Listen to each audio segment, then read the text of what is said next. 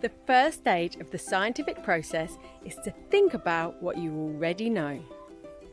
This is important as it can get us thinking about different aspects of the world around us and spark ideas. Usually, we will have a topic in mind, such as one we are covering at school. It can be helpful to write down everything we know about that topic, perhaps using a mind map.